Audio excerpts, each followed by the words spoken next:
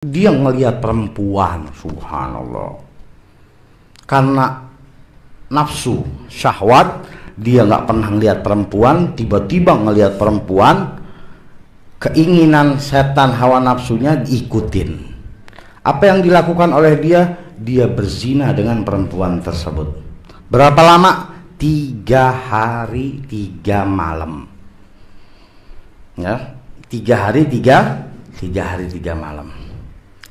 Akhirnya dia menyesal, ya, menyesali perbuatannya. Ketika penyesalan itu, dia menghukum dirinya sendiri, ya, dia menghukum dirinya sendiri untuk masuk ke dalam satu gua, di mana gua itu biasa dipakai oleh nabi-nabi terdahulu untuk beribadah pada Allah Subhanahu wa taala. Di dalam gua tersebut ada 9 orang buta, ya, yang makannya mereka itu dengan pemberian orang lain. Jadi ada yang biasa nganter pagi, ada yang biasa ngasih siang, sore, malam gitu, ya. Nah, biasanya itu orang tersebut ngasih makannya roti itu hanya 9 potong pas. Sedangkan sekarang ditambah dengan pemuda ini menjadi 10. Tadinya ada 9 orang buta, ini pemuda masuk jadi 10. Karena rotinya cuma 9 potong, ya, ini pemuda ini ngalah. Pemuda tersebut mengalah, padahal dia dapat jatahnya. Tapi dia mengalah, dia lebih mementingkan orang lain. Lapar yang luar biasa sampai menyebabkan dirinya meninggal dunia. Terus menerus dia dapat dikasih orang. Dia tidak memikirkan dirinya, dia lebih memikirkan orang lain. Nah, ketika dia meninggal dunia, malaikat yang datang, malaikat azab dari Allah Subhanahu wa taala. Yang datang malaikat azab. Nggak lama turun juga malaikat rahmat. Mau mengambil jasad orang tersebut. Ketika itu Allah Subhanahu wa taala berfirman kepada para malaikat, "Wahai para malaikat, apa yang kalian perebutkan?" "Ya Allah, ini hamba 30 tahun ya Allah beribadah." "Oh, nggak bisa ya Allah, dia berzina 3 hari 3 malam," kata malaikat azab. Kata Allah Subhanahu wa taala, "Gampang, timbang aja. Mana yang lebih berat, pahala 30 tahun dia ibadah atau 3 hari dia berzina 3 hari 3 malam?" Ketika ditimbang oleh Allah Subhanahu wa taala, maka lebih berat dosa zinanya daripada 30 tahun dia beribadah. Ya. Lebih berat dosa zinanya 3 hari 3 malam. 30 tahun nggak ada artinya. Ternyata malaikat azab yang mendapatkan bagian. Ketika malaikat azab mengambil orang tersebut, mau disiksa oleh malaikat azab, tiba-tiba Allah Subhanahu wa taala mengatakan, tunggu. Ya, jangan dikemana-manain. Timbang dulu tuh dosa zinanya 3 hari 3 malam dengan roti yang dia berikan kepada orang lain. Roti, sepotong roti. Ketika ditimbang, maka lebih berat roti yang diberikan kepada orang lain. Ini adalah sifat ihsan. Jadi tidak ada yang kecil di mata Allah Subhanahu wa taala. Sesuai dengan firman Allah Subhanahu wa taala, "Faman ya'mal mithqala dzarratin khairan yarah, wa man ya'mal mithqala dzarratin syarran yarah." Jadi tidak ada ibadah yang kecil, yang gede di mata Allah, enggak ada. Kita lakukan misalnya nahi mungkar. Kita nahi mungkar misalnya. Ada di kafe, ya, isinya maksiat, kita tutup tuh kafe, misalnya kita tutup, jangan ditutup, ntar tutup 1 muncul 1000, biarin aja, yang penting kita tutup dulu tuh 1. Nah, ini maksudnya sampai sini paham ya?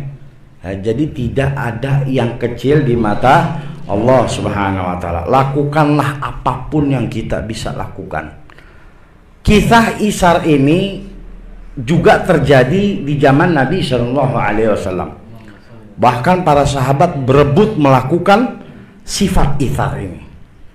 Bagaimana mereka lebih mementingkan orang lain dibanding dirinya. Salah satu kisahnya dicontohkan langsung oleh Nabi Shallallahu Alaihi Wasallam. Mungkin kita udah pernah dengar ceritanya, tapi nggak apa-apa. Cerita-cerita seperti ini menambah keimanan kita, menambah kecintaan kita kepada Rasulullah Shallallahu Alaihi Wasallam.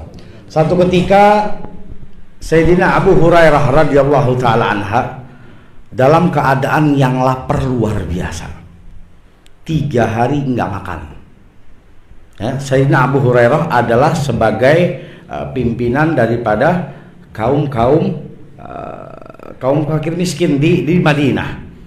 Kurang lebih anggotanya sekitar ada 80-an orang, 300 orang, 300-an orang kaum fakir miskin yang ada di Madinah. Pimpinannya Sayyidina Abu Hurairah, nama aslinya Abdurrahman ibn Sakhr, Abdurrahman bin Sakhr, tapi lebih dikenal dengan Abu Hurairah. Kenapa? Karena dijuluki oleh Nabi Muhammad SAW. Bahkan Abu Hurairah mengatakan, saya lebih mencintai nama yang diberikan Nabi dibanding nama yang diberikan oleh ibuku. Masya Allah ya. Akhirnya ketika lapar yang luar biasa, Sayyidina Abu Hurairah menunggu di tengah jalan. Mungkin ada sahabat yang bisa membantu dia ngasih makan. Nah, kalau di zaman sahabat ketika mereka mengatakan tidak makan, maka benar-benar nggak makan. Beda sama kita, ketoprak, gado-gado, asinan, indomie. Kalau belum kena nasi, belum makan namanya. Ya, padahal udah makan itu tadi tuh, ketoprak, gado-gado, lontong. Udah makan belum makan nasi maksudnya. Kalau sahabat enggak, ketika mereka mengatakan tidak ada satupun makanan yang masuk, benar-benar enggak ada.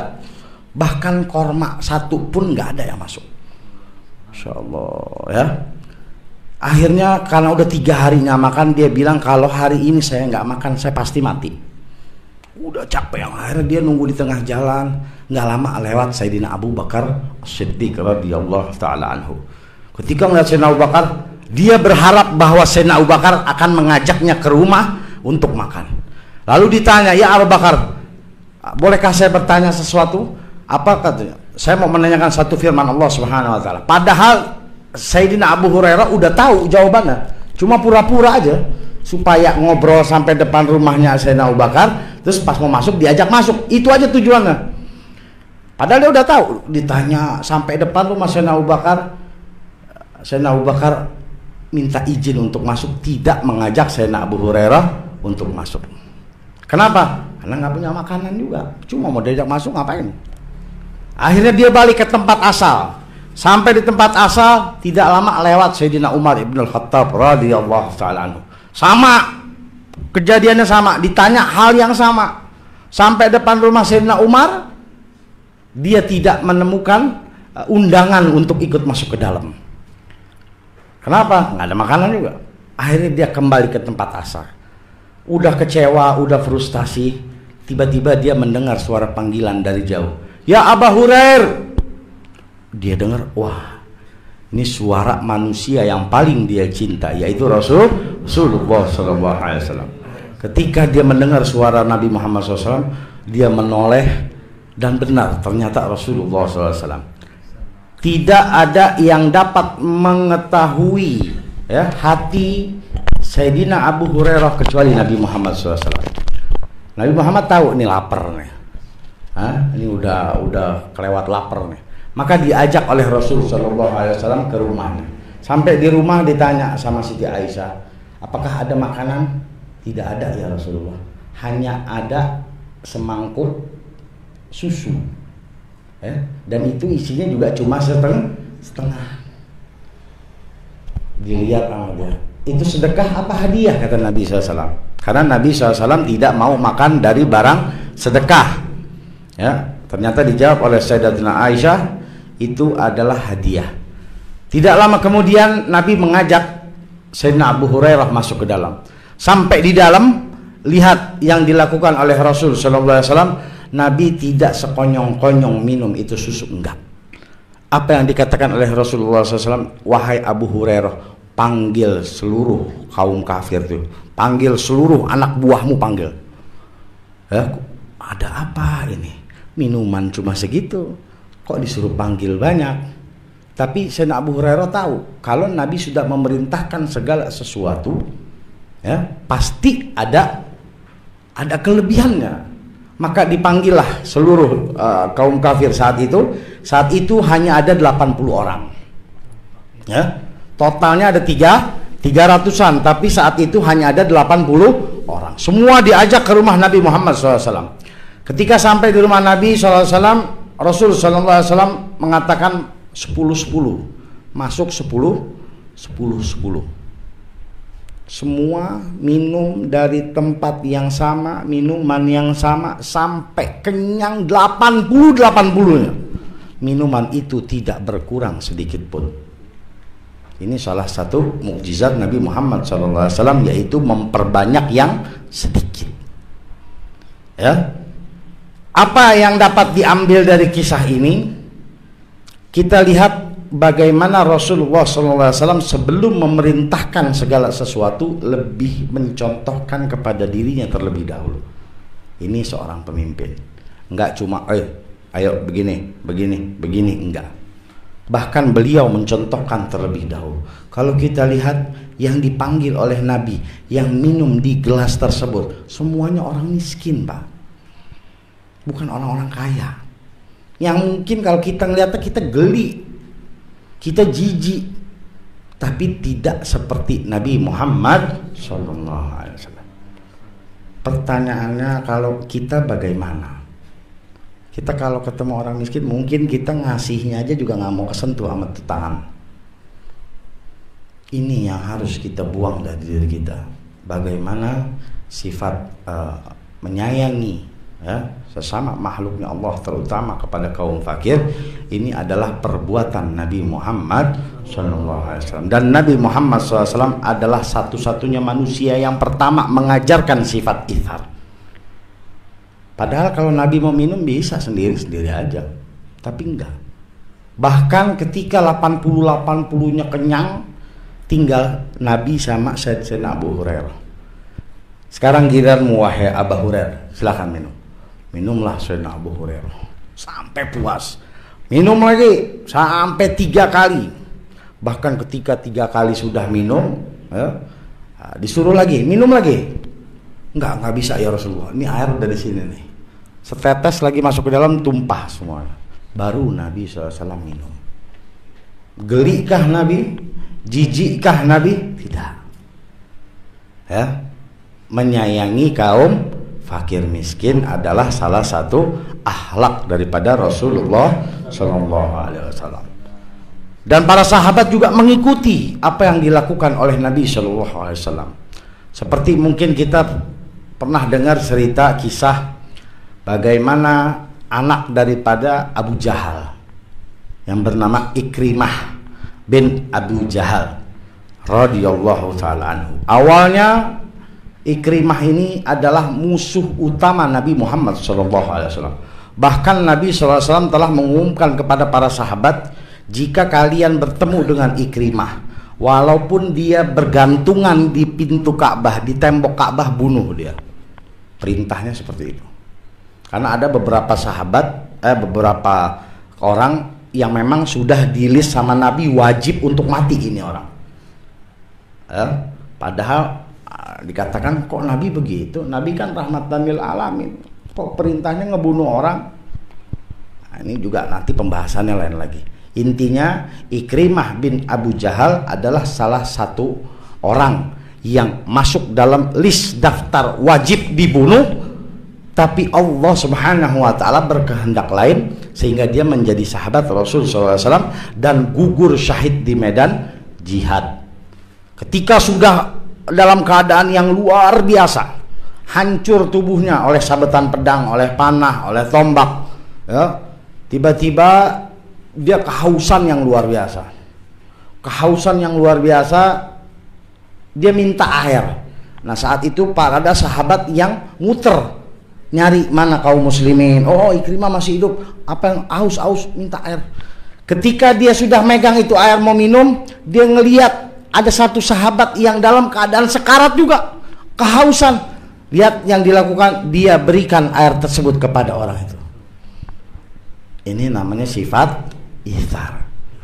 Padahal dia minum, ya, di dalam udah sakratul maut, tapi dia lebih mementingkan orang lain. Begitu juga sahabat yang tersebut, ketika dia mau minum, dia lihat, aduh, si fulan tuh udah mau mati juga, udah duluan dah. Tuh. Sampai muter balik lagi ke Ikrimah udah meninggal. Balik lagi, ini udah meninggal juga, ini udah meninggal. Tiga ini tidak ada yang minum akhirnya. Karena apa? Mementingkan melakukan sifat ithar. Bahkan sifat ithar ini dipuji oleh Allah Subhanahu wa taala di dalam Al-Qur'anul Karim. Ya, insyaallah sedikit yang dapat Al-Fakir sampaikan bermanfaat. Intinya apa? Intinya pengamalan daripada ilmu. Malam ini kita duduk, keluar kita lakuin. Mulai dari mana? Mulailah dari diri sendiri. Jangan kau lakukan ke orang lain. Ini salah satu syair dari Al-Habib Muhammad Rizik Syihab. Jadi segala sesuatu perintah Allah mulai dari diri kita sendiri. Ketika kita sudah melakukan, baru kita ajarkan kepada orang lain. Pertama ke siapa? Yang pertama adalah ke keluarga kita. Apa yang kita dapat, kebaikan-kebaikan yang kita dapat, kita berikan pertama kepada keluarga kita. Kalau keluarga kita ajarin, udah kita suruh, udah kita ini masih belum juga, nggak apa-apa. Biarin, itu proses. Karena semuanya datangnya dari Allah Subhanahu wa taala. Ini sama nih. Ya, kayak misalnya orang tahu ada majlis di sini, kok dia nggak hadir? Ya Allah belum tentuin dia hadir. Mau kita paksa bagaimanapun nggak akan bisa. Kita hanya memberitahu, yuk hadir, yuk undang, yuk ayo silakan, ayo masuk. Kalau orang mengetahui ya, seandainya Allah buka nih hijab, apa pahala yang diberikan Allah untuk tempat-tempat seperti ini, maka semua rumah akan mengadakan majelis. Semua rumah pengen rumahnya jadi majelis ilmu, majelis zikir. Subhanallah. Cuma memang ya Allah tutup. Nah, yang kita lakukan ini insya Allah akan menyebabkan kita tersenyum nanti di hari kiamat. Amin ya rabbal alamin. Intinya pengamalan, amalan yang kita bisa kita lakukan, dan jangan hidup hanya untuk diri kita. Berbagi ke orang lain. Ingat orang lain, lihat orang-orang di sekitarnya. Nah, seperti Al-Imam Al-Ghazali. Al-Imam Al-Ghazali ya, ketika dia wafat, dia dimimpikan oleh ulama yang ada di zamannya. Ketika ulama tersebut bermimpi Imam Ghazali, ditanya, wahai Imam, wahai Muhammad, apa yang Allah berikan kepadamu? Katanya, Allah memberikan kepadaku kebahagiaan yang luar biasa, kata Imam Ghazali. Apakah karena ibadah-ibadahmu? Tidak. Allah tidak menerima sholatku, Allah tidak menerima puasaku, Allah tidak menerima takwaku, katanya. Sekelas Imam Ghazali aja nggak diterima. Terus kenapa Allah memberikan kebahagiaan? Karena aku berbagi dengan seekor lalat. Ya Allah, lalat.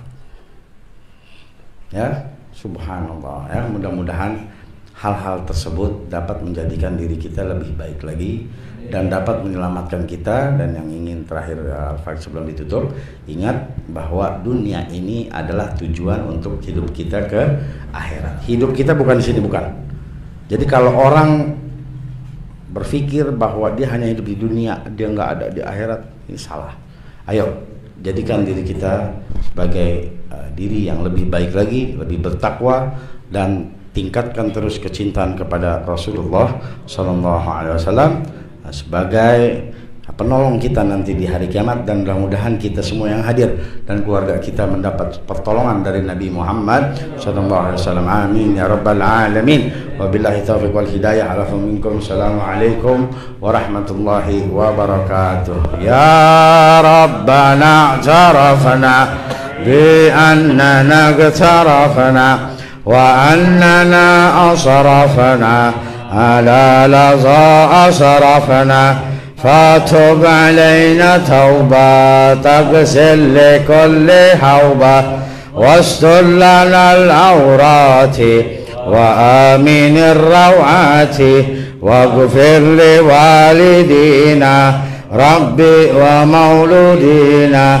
والآل والإخوان وسائر الخلان وكل ذي محبة أو جيرة أو صحبة والمسلمين أجمع آمين ربي يسمع فضلا وجودا منا لا باكتساب منا بالمصطفى رسولي نحظى بكل سولي صلى وسلم ربي عليه أدى الحب وآله وصحبه عدد طس صحبه والحمد لله في البدع والتناهي الحمد لله رب العالمين سبحانك اللهم وبحمدك أشهد أن لا إله إلا أنت أستغفرك وأتوب إليك وصلى الله على سيدنا محمد وعلى آله وصحبه وسلم الحمد لله